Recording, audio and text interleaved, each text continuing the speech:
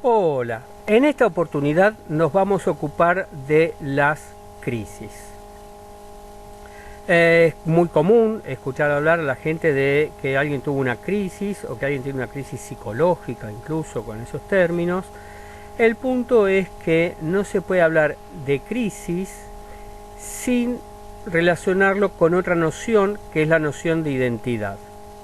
La identidad, que tiene que ver obviamente con aquello, con el término de lo idéntico, es decir, aquello que permanece igual, en términos psicológicos, es que la identidad es el sentimiento de ser uno siempre el mismo, es decir, que uno siempre es idéntico a sí mismo. Convengamos que esto es un sentimiento, el de ser siempre uno mismo, puesto que desde el momento del nacimiento hasta pocos meses después, o incluso años después y décadas después, deja de ser el mismo que fue anteriormente. Entonces, a poco de nacer, un niño deja de ser meramente un lactante para convertirse en un chico que puede comer otro alimento, o que llegado el año empieza a deambular y entonces es un deambulador, para decirlo así. Es ambulante y gana justamente en independencia respecto de el tiempo previo, con lo cual todos esos cambios hacen que uno deje de ser quien es para pasar a ser otro, digamos, o a tener otro ser, y que el ser se vaya modificando. No obstante, hay un sentimiento de ser siempre uno y el mismo. Entonces, a ese sentimiento de ser uno siempre la misma persona se lo denomina identidad y conforma el núcleo de la personalidad. El factor más estable de la personalidad, o el componente, mejor dicho, más estable de la personalidad, que es la identidad. Con lo cual, cuando hablamos de crisis, está claro que no hablamos de cualquier crisis, sino de una crisis respecto de la identidad. Bien, habiendo hecho esta introducción necesaria, está claro que entonces podemos tomar la definición de Kaplan. Kaplan menciona que una crisis es un periodo de cambio, una transición, y que en esa transición se puede dar un riesgo para la personalidad o una oportunidad. Bien, una oportunidad, ¿por qué? Porque la persona, luego de pasar por un periodo de crisis, por una transición en la cual su identidad se encuentra en crisis, cuestionada, la persona se pregunta quién es, para decirlo en términos sencillos, aunque alguien no lo diga específicamente, es una oportunidad para salir enriquecido, habiendo por decirlo así, registrado esta experiencia. Hay gente que pasa por las crisis y al no integrarlas a la personalidad y querer pasarlas por alto como si nada hubiese pasado y tratar de dejarlas de lado, no queda registrado, y entonces la consecuencia es un empobrecimiento de la personalidad, porque justamente trata de olvidar todos estos momentos tan angustiosos, ¿sí? Bien, ¿por qué angustiosos? Porque alguien, cuando siente que pierde esa identidad, el ser, lo que uno es, aparece una angustia que podríamos denominar incluso existencial, es decir, una angustia que le cuestiona quién uno es. Ven que entonces la crisis está siempre en relación con la noción de identidad. ¿Qué es entonces una crisis? Se la puede homologar en relación a las series complementarias con el factor actual externo desencadenante. Es decir, si alguien tiene una disposición y tiende a actuar siempre de la misma manera, por el principio de compulsión a la repetición, la crisis pone en cuestionamiento la disposición del individuo por la cual alguien se siente seguro de quién es, porque actúa siempre de la misma manera, no importa con quién, el entorno, aunque cambie, hace que el sujeto actúe de la misma manera. Entonces, de acuerdo a estos, de acuerdo a este planteo, está claro que la disposición es la que va a estar en juego en este sentido.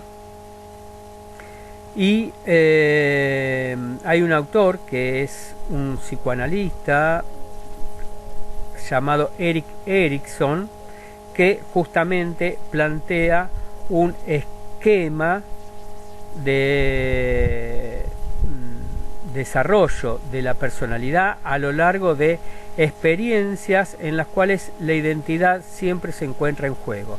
Fundamentalmente, la experiencia más conocida por todos y más consabida, de la que más se habla, es el cambio de ocurrido o acontecido durante la adolescencia. Por lo tanto, como habrán escuchado, estamos hablando de la noción de crisis homologándola a cambio. Entonces tenemos una serie. Toda crisis es sinónimo de cambio en cuanto a la identidad. Ese cambio entonces implica una pérdida. Algo de la identidad se ha perdido o se ha perdido alguna relación con el mundo interior, como podría ser la pérdida de un ideal, o con algo de exterior al sujeto, como puede ser la pérdida de un ser querido, y entonces estas pérdidas promueven un duelo. Por lo tanto, tenemos una serie constituida por crisis igual a cambio, y el cambio en cuanto tal implica una pérdida y un duelo. El duelo es el trabajo psíquico para elaborar esa pérdida de manera que uno pueda finalmente aceptar esa pérdida, como muchas veces se ve en muchas series y películas en las cuales alguien no ha elaborado esa pérdida y la arrastra, y se nota en el enojo que tiene o en el malestar que tiene con aquello que ha perdido y que no puede lograr o que no puede volver a encontrar, y se puede reconciliar y sentirse distinto a partir de el trabajo de elaboración, el trabajo psíquico de integrar ese momento crítico en su identidad, integrarlo a su personalidad actual. Existen dos tipos de crisis: las crisis evolutivas, como mencionamos la adolescencia, y las crisis accidentales o traumáticas. Las crisis evolutivas o vitales tienen que ver con lo esperable de los acontecimientos a lo largo de la vida, por eso son vitales o evolutivas. Alfredo Moffat, que es un psicoanalista argentino, ha destacado 9 crisis vitales. La primera, obviamente, es el nacimiento, que implica el paso de la vida intrauterina a la vida extrauterina.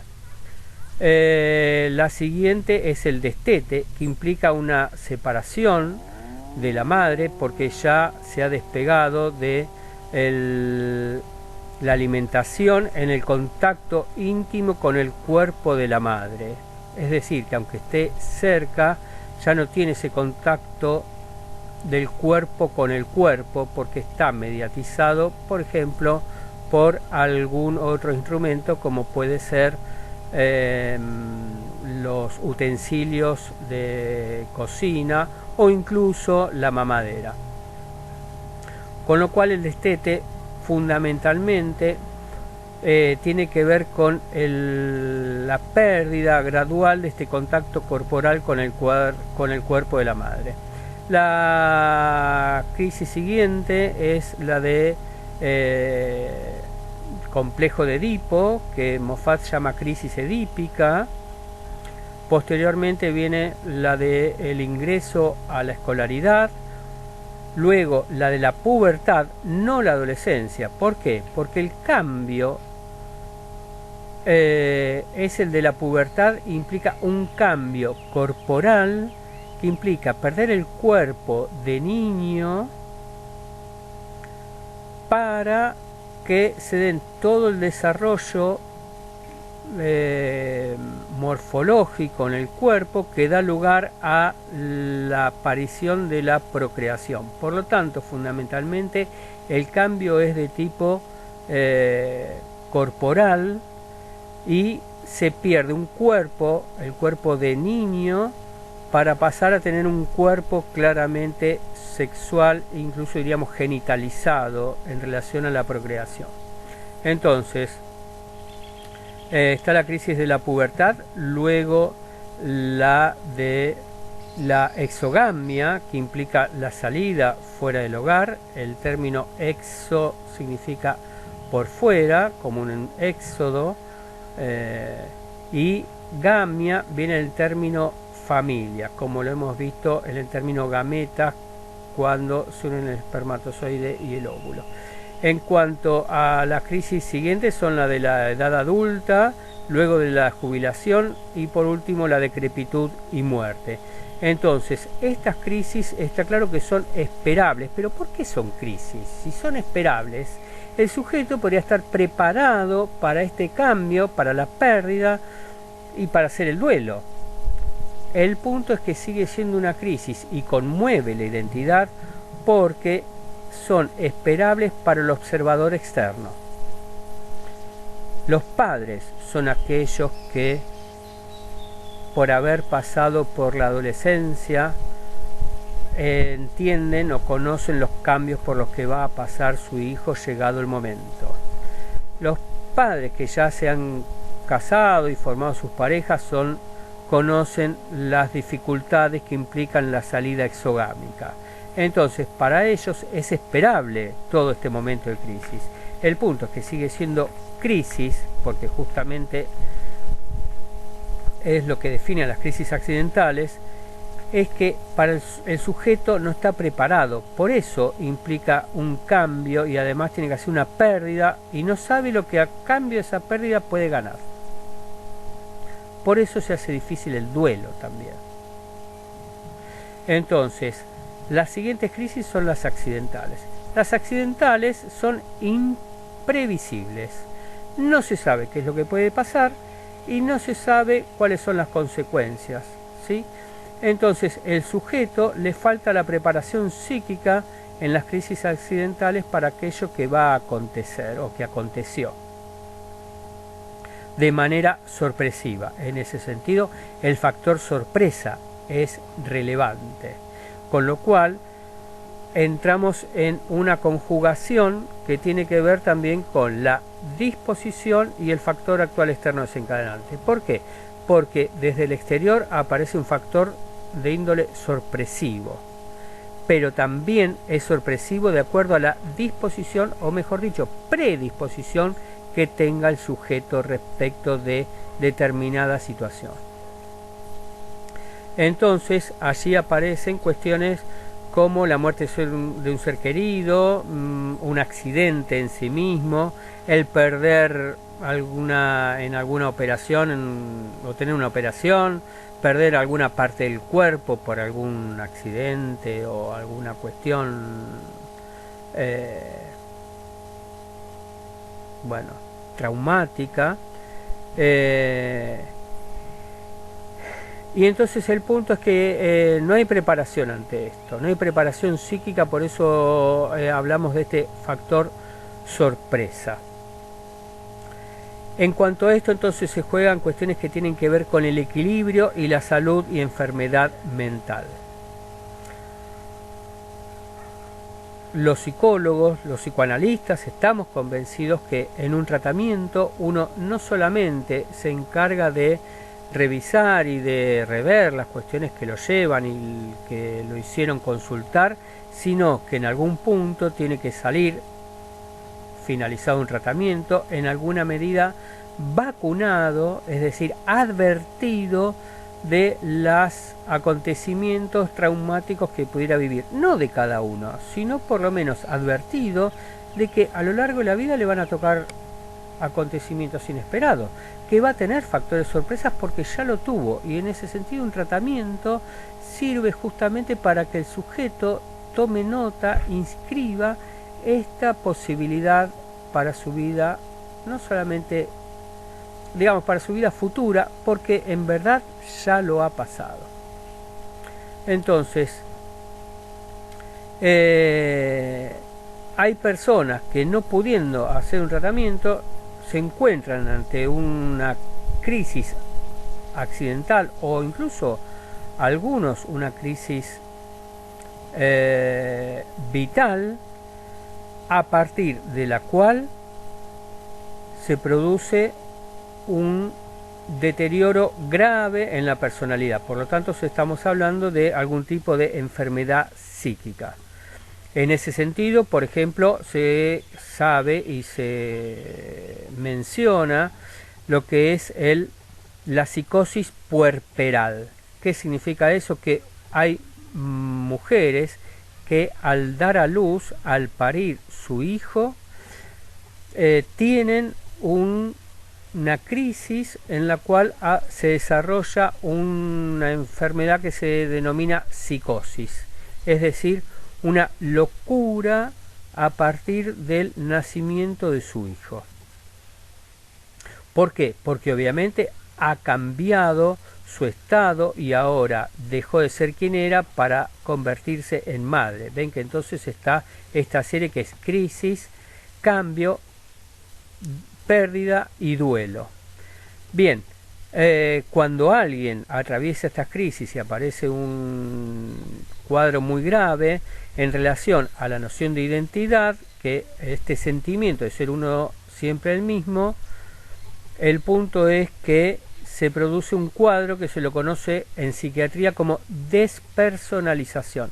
El término está mal elegido en relación a los conceptos que nosotros estamos manejando, porque en verdad debiera llamarse desidentidad, es decir, la pérdida de la identidad por la cual el sujeto pierde quién es y entonces ahora está angustiado porque no sabe quién es y cómo existe y cuál es su historia, y se desconoce de su historia anterior.